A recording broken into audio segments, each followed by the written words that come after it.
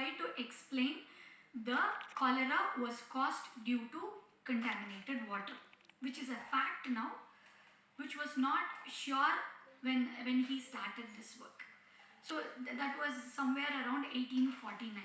So what he did, he started mapping the places around a particular street called Broad Street, and he plotted houses and places where they draw water from the Broad Street pump. So finally he concluded those who drank water from this pump are getting the disease called cholera, and he made the authorities to remove the pump handle. This is classically called as pump handle experiment by Johnson. So what happened now is, once the water supply was cut out from that particular street, the cholera, the prevalence of cholera came down. So this is something like one person who was a clinician who researched about the signs and symptoms and etiology, and he linked it to the community and made a step. So that is why we now know it is due to contaminated water. This is one of the first steps where they bridged clinical practice and epidemiology or research or whatsoever. So what is the key objectives? We're going to have a broad overview today. So we're going to understand the role of research in clinical practice, and we're going to explore what are all the barriers, then discuss about certain strategies and review case studies. It's going to be a very broad overview. Based on requests, we can have topics which we can explore, work together. We can have it as workshops in further coming programs. So clinical research, if we see, there's a diagnostic research. As we all know, this is going to, as the name implies, this is going to be for diagnosing.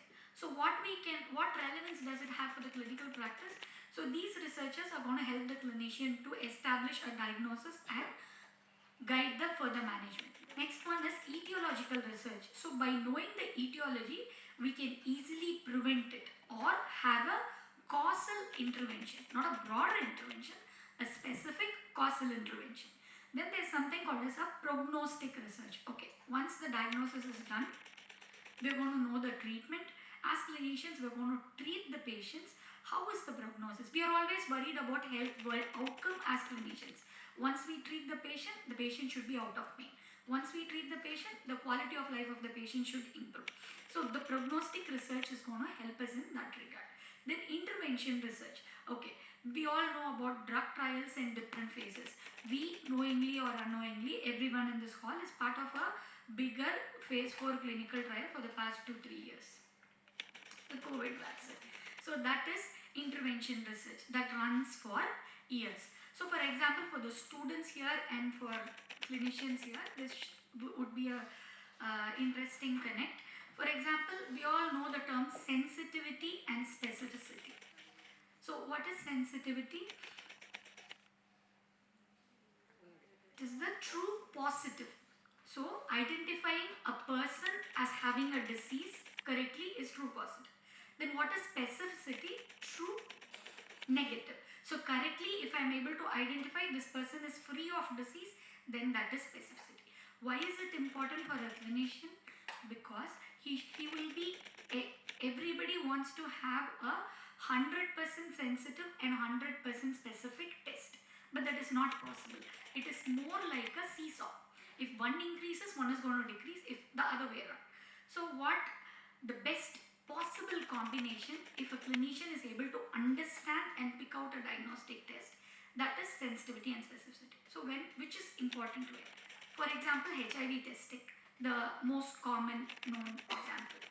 So ELISA is a screening test, and Western blot is a confirmatory test. So which test is better? Confirmatory test is better. This is what we will think. But let's say there's a rural area with 200 people. I cannot go employ Western blot, not only because of the cost, because it is highly specific. It will tell me correctly who does not have HIV, but it might leave out the person who is having HIV. So in that case, a highly sensitive screening test would be ELISA. So I can afford to take in somebody as HIV positive wrongly in a screening Rather, not, and I should be very particular not to leave off anybody who's HIV positive in the first level. So, okay, out of 200, I'm going to have some 70 people as HIV positive. There is a risk, because it is highly sensitive test, there is a risk that people who are HIV negative will also be counted as HIV positive. So what will I do with 70 people? I take them and do the Western blot, which is highly specific. That test will rule out people who are HIV negative and wrongly diagnosed as positive. Am I making myself clear? So a screening test for if and for a life-threatening condition, having highly sensitive result is good. Okay, what is the other way around? India has high level of diabetes. What if I'm going to take up a highly sensitive test? Then all the hospitals will be loaded. All the OP will be overflowing. In that case, a highly specific test is going to be okay to check the borderline diabetics or early diabetics. So this is one. And again, few terms for the students here. When you read an article, there will be different terms in intervention trials. Efficacy, efficiency, effectiveness. These are all small snippets. So what is the difference between efficiency and effectiveness? Any PGs want to try?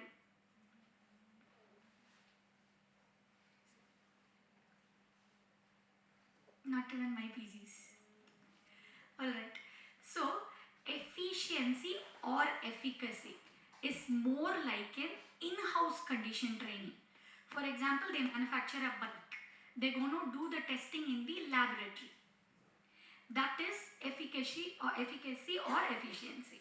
Suppose I bring the bike after the initial trial and I test on road with different climatic conditions, different road conditions, and so many other natural factors which is going to affect my speed and comfort of travel. That is effectiveness. So when we try to use the results of a particular article in our clinical practice, we should know this difference. And secondly, why we should know what article we are reading when we are implementing into our practices. Like for example, a laparoscopic surgery and open method. Which surgery is better? Which surgery if we do, the patient can go back to their routine fast? Laparoscopic surgery. Suppose there is a study where they have enrolled all the young people in open method surgery. Okay, there is a study, research wherein young crowd with no comorbidities being enrolled in open method, not in laparoscopic method. And the laparoscopic method, they have included all older people with systemic comorbidities. So what will happen? The younger crowd will return back fast to their normal life even in open method rather than laparoscopic method. So there the assignment of study participants in each group is biased. So as a clinician, if I don't know, if I overlook this point and see the result, I might blindly support a open method surgery. So we should be strong in our basics when we read an article to know the do's and don'ts of acceptance of the results. Okay. So as clinicians or doctors, we always have two outcomes. When there's an intervention, the patient is going to cure or the patient is going to die, to dichotomize the outcomes. But an outcome will have a death, a disease prevailing even after treatment, consumers' opinion that we all face today, consumers' opinion on the treatment we give, the quality of life and cost of procedures. Each one is really, really important. So what is health outcome research? What has been done so far? For example, NIHR research last decade, there has been 5,000 studies where 6 lakh participants, clinicians, researchers, everybody put together has been in this research, and as a collating result, mortality rate, they've seen doctors who are part of research institutions, no, the outcomes when doctors are part of research institutions, the mortality rate has been reduced. Or even if the doctors are not part of the research institutions, but the hospital or institution has policies which are governed by latest results of research, had better patient outcomes than some institutions which are not research oriented. So then the next point which affects the health outcome is GDP. We all very well know how much we have, how much part of GDP is put into health in our country. Even that in turn affects the research outcome and everything. So what are the 3 A's of treatment which we should keep in mind when we are applying any recent factors? Accessibility, affordability, and the last one is acceptability by the patient. So even any fact we have to put into these 3 A's. And so what can common data, how can a common data affect my research? See, for example, we differ not only in numbers but also in so many other factors when compared to Western countries. So what are the key milestone findings which we have so far learned through research is hypertension and age. Like now, when we compare our knowledge 10 years ago, now we know that the hypertension and is more prevalent in younger generation. It is not only 40 plus we are targeting, but much younger generations have hypertension. So this is one major thing which we have found out through clinical research. Then second is type 2 diabetes and its association with lower BMI. Even that is one highlight finding we can say. Then again, common sites for cancer would be mouth and cervix in Indian population. All these things are one-liners which is derived from a much larger survey which was running over the years. So this is how we land up with evidence-based practice or evidence-informed approach, where we have 3 things: practice, research and people. So we give equal importance. So how does it improve? It improves patient outcomes, it enhances our clinical decision making, and finally it is going to close the gap between the research and the practice. If not for anything, we end up with Google patients day in and day out. At least for that, our research knowledge should be updated to have a fruitful conversation with such difficult people. So what could be the barriers? Could be the time. My practice is full. How can I accommodate research inside my practice? That is one major drawback or barrier. Then lack of awareness. Apart from the basic facts and few things we get updated, we don't really involve in reading latest articles. Not all 9 branches we can read. So there should be some way to inculcate that. Then resistance to established protocols. I've been doing this for 10 years, might as well do it even now. My patients are happy and even I am more confident in those set of skills and I'm not ready to change or learn. And time and funding constraints are most importantly the one in India. It's just not like abroad where you can work as a postdoctoral fellow and you will have a decent sum as a stipend at the end of the month. It is still not the picture in India. So funding, if I'm going to give 1 hour of my clinic practice to research, how much I'm going to get in return? At the end of the day, time is money. So these are all the gaps between practice community and research community.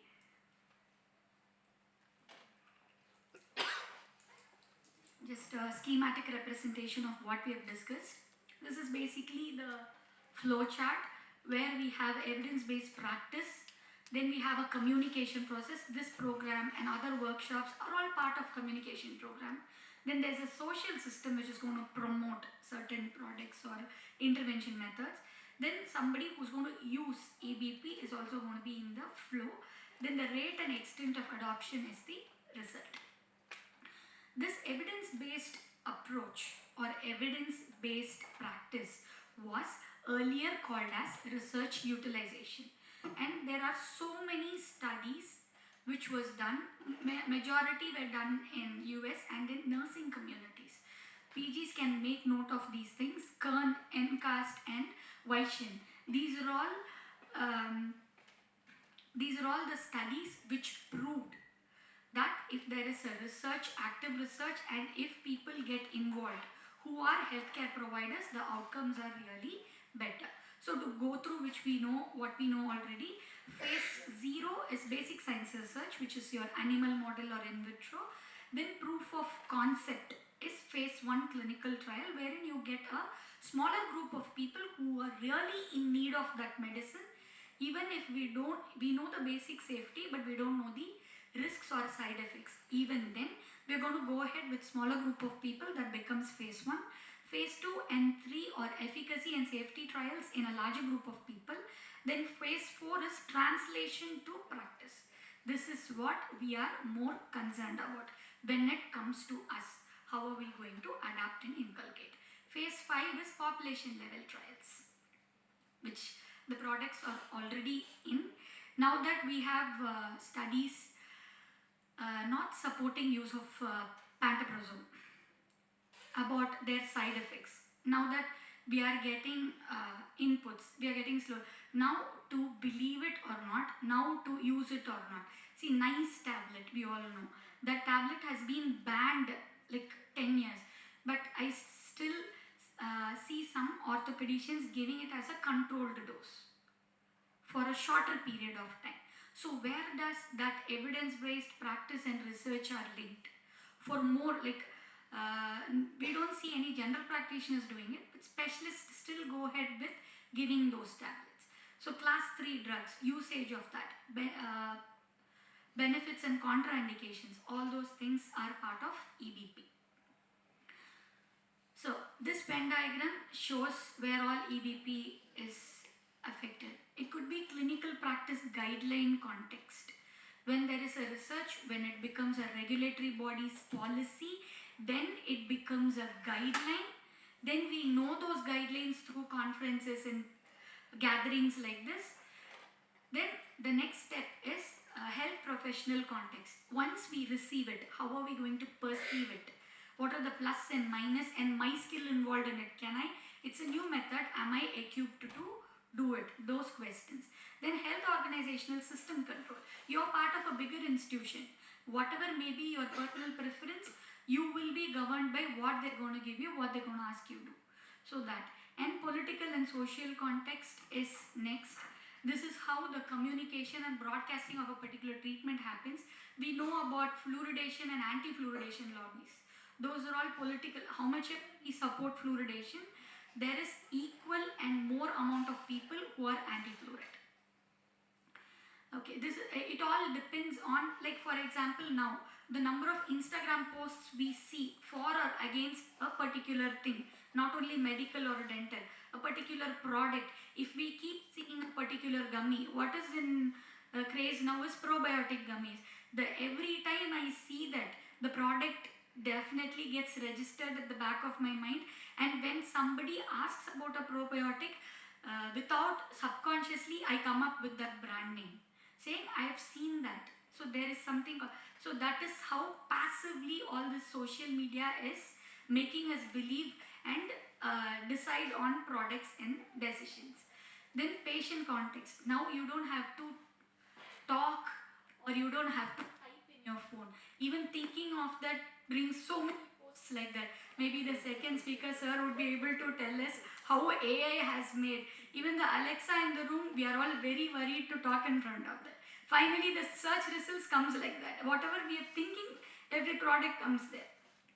So that is the political, social and now AI context of it.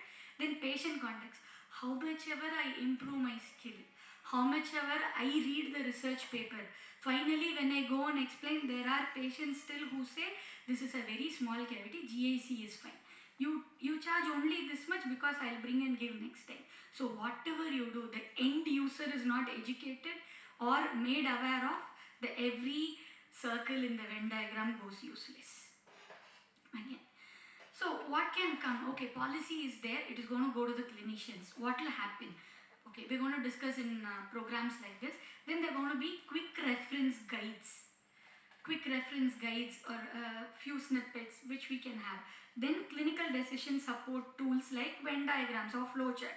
Okay, this is the diagnosis, this is the type of cavity, and this is the amount, and this is the material I'm going to use.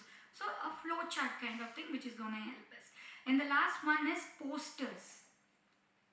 How do we promote twice brushing? By sticking posters in the clinic, by giving those posters to kids who are coming to the clinic. Yeah, those are all flowcharts, posters, visual things which we keep reinforcing will come into practice. Okay, so how to do? Educate, yeah, we have seen what are all the methods. Then opinion leaders. Some people, so for example, some 5 or 6 people will be so influential in this room. Suppose after the program or during tea break, if they're going to discuss about a particular material, we will feel we have to go by use it. We'll feel, okay, this is good, okay, this I can make my practice an edge above the others, okay, I'm going to try it. So they will become change champions. They will start using it. Finally, educational outreach and academic detailing. Whatever said and done, whatever heard, something which is reinforced, something which is breaking down into small practice-based guidelines, it is not going to work. So what we can do, environmental scan can be done, standard of practice can be set, and people who are going to follow that, associations and specialty organizations can recognize them for doing that. Those results, when published, will have a much more impact than a pharma company endorsing a product doing it. So last 4 or 3 examples. The first is sepsis management. This is something out of our league, but then it's be easy to understand. So high mortality rates where during sepsis, somebody who's been admitted for a cardiovascular event, and if a hidden sepsis was not managed, we lose the patient more due to sepsis than due to the cardiovascular event. So sepsis 3 management, what happens is, initially they had guidelines like SOFA, organ failure assessment alone in sepsis management. Now, after so much of research, they are including systemic inflammatory response syndrome. Organ failure assessment score instead of systemic inflammatory response syndrome, they are including it. So what happens now is they implement something called as sepsis bundles. Let's not go very deep into it. As a result, those hospitals found a 30% reduction in mortality when there is a sepsis patient is going to come in. So this is research being converted into practice in an institution. Then antimicrobial resistance. Now that we are very much into antimicrobial resistance, we don't prescribe antibiotics like how it was prescribed 10 years earlier. Even the pediatricians have cut down on the antibiotics given. Otherwise, it was more like starting with cefixime. Now they really avoid even if the child is febrile. So what happens here is, they didn't stop by informing about antimicrobial resistance. They didn't stop by giving them guidelines. So it was not informing, not guidelines alone. There was a stewardship program. For example, at the pharmacy, somebody was there monitoring what is happening. And there was at the nurse station, there was a chief's nurse who was monitoring what is being given. And at the physician level, there was a control, how they prescribe. So as a result, the amount of antibiotic prescribed reduced, and the cases of antimicrobial resistance which required higher and higher antibiotics also gradually reduced. For one more interesting example is that they compared 2 hospitals for hand hygiene. They were all been crazy over hand hygiene in 2021 and 2022. So what happened here is, one hospital was told after each event that 12-step protocol should be followed, and the other hospital had hand sanitizers, soaps strategically placed at every nurse station. Then again, they were monitored for the same, for the incentive. So naturally what happened, when there was somebody somebody is going to feel accountable for their actions, the results were better. So this is a sprint trial. This sprint trial involved 9,361 adults aged 50 years or older. This, we all know, we have to maintain the patient's systolic blood pressure at 120. It is not like 10 years ago where as age increases, systolic pressure might also increase. That is not now. That is because of this sprint trials result translating into practice. So what happened? 28% of the sprint population was aged 75 and older, and 28% had chronic kidney disease. This is the research population.